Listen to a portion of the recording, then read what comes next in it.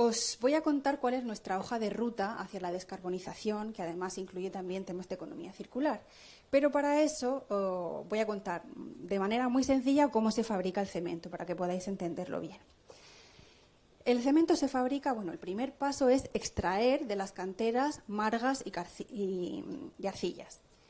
Entonces, bueno, esto es una cantera de áridos, de aquí se extraen las materias primas y luego se llevan a un horno a 1450 grados donde se fabrica el clinker. Si no lo habéis oído nunca, el clinker es la materia prima fundamental con la que se fabrica el cemento. En la fabricación del clinker, a esa temperatura tan alta, se produce la descarbonatación de la caliza. Es decir, el carbonato cálcico se convierte en óxido de calcio, bien, y en CO2. Se libera muchísimo CO2 a la atmósfera en ese proceso de clinkerización. De manera que por cada tonelada de clinker que se fabrica, se están liberando a la atmósfera casi 800 kilos de CO2. Es bastante.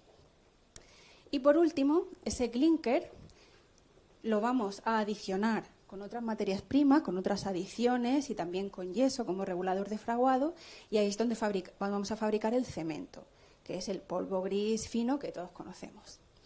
Entonces, en el desarrollo de nuestra estrategia, nosotros nos preguntamos, ¿qué pasa si en vez de consumir recursos naturales, que al final nos estamos cargando el paisaje, qué pasa si sustituimos esos recursos naturales por residuos?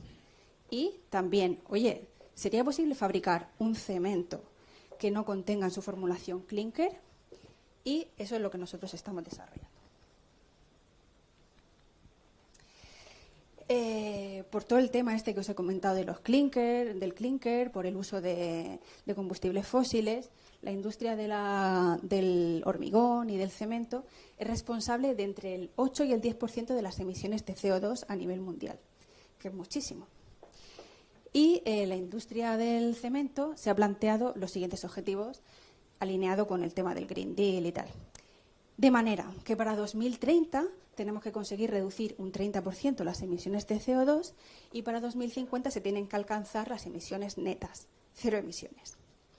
Para ello, la industria del cemento pues, ha desarrollado una estrategia que se llama la estrategia de las 5 Cs, porque actúa sobre 5 ítems que empiezan por C. Sobre el clinker, sobre el cemento, sobre el concrete, que es el hormigón, sobre la construcción y la carbonatación. Lo podéis, si os interesa con más detalle, lo podéis ver en la página de Cemburo, por ejemplo. Pero bueno, básicamente esta estrategia está enfocada al uso de las CCUs. No sé si lo habéis escuchado alguna vez, que son las tecnologías de captura de carbono. Como os decía, en la fabricación del clinker se libera muchísimo CO2. Bueno, pues ahora se están desarrollando tecnologías para capturar ese CO2 que se pulsa por las chimeneas, almacenarlo y transportarlo. Y utilizarlo pues, en otro tipo de industrias, por ejemplo, en el de las bebidas carbonatadas, en los invernaderos, por ejemplo, podría valer. Pero ¿qué pasa? Pues que estas tecnologías hace falta una inversión enorme. Y no solo eso, sino que además, para que sean viables técnica y económicamente, pues falta todavía bastante tiempo. Nosotros no fabricamos clinker, lo compramos. De hecho, actualmente lo tenemos que importar. Por eso nuestra hoja de ruta es, iba a decir ligeramente, bastante diferente a la del resto del sector. Y este sería el resumen de nuestra hoja de ruta, que ahora os voy a contar con un pelín más de detalle.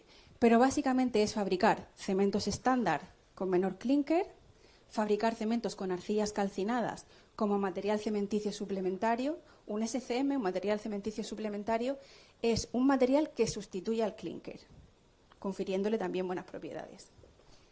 Vitrocem, que sería un clinker artificial cero emisiones, el uso de RCDs también como SCMs y el uso de cenizas volantes de carbón de vertedero también como SCM.